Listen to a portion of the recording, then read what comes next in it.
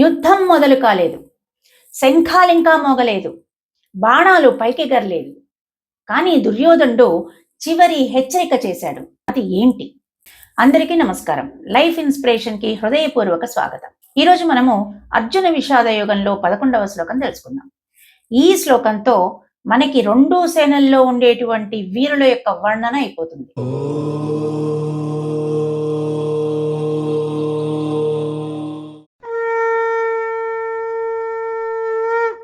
అయనేషు చ సర్వేషు యథా భాగమవస్థితాః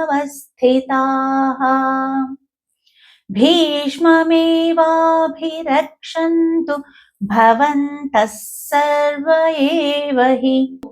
ఈ శ్లోకానికి అర్థం ఏంటంటే, దుర్యోధనుడు తన సేనతో అంటాడు, మీరందరూ కూడా మీ మీ స్థానాల్లో ఉండి మీ బాధ్యతల్ని సక్రమంగా నిర్వర్తిస్తూ భీష్ముడిని అన్ని వైపుల నుంచి కాపాడండి, రక్షించండి అంటాడు. భీష్ముడు గొప్ప యోధుడు, పరాక్రమశాలి, తన్ని తాను రక్షించుకోగలుగుతాడు. కానీ దుర్యోధనుడు భీష్ముడిని రక్షించమని ఎందుకన్నాడు? దీనికి మీకు తెలిసిన సమాధానాన్ని వెంటనే కింద కమెంట్లో చెప్పండి.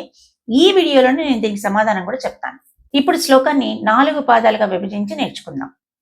అయనేషు చ సర్వేషు, అయనేషు చ సర్వేషు యథా, ఇక్కడ త థ రెండో థ పలకాలి, మనం జాగ్రత్తగా పలకాలి. యథా భాగమవస్థితాః, యథా భాగమవస్థితాః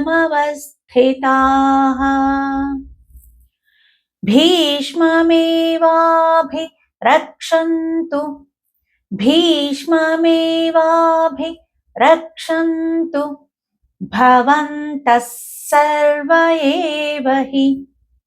భవంతః, ఇక్కడ సాకు సాగుతుంది అంటే దాన్ని ఒత్తి పలకాలి.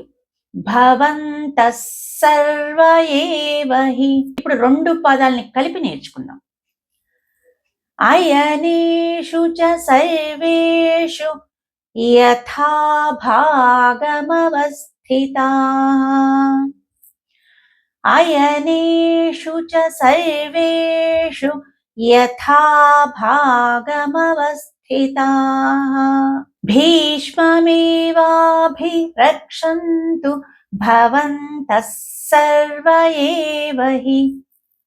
భీష్మమేవాభిరక్షन्तు భవంతః సర్వ ఏవ హి. ఇప్పుడు శ్లోకం మొత్తాన్ని అందరం కలిసి ఒక్కసారి పాడదాం.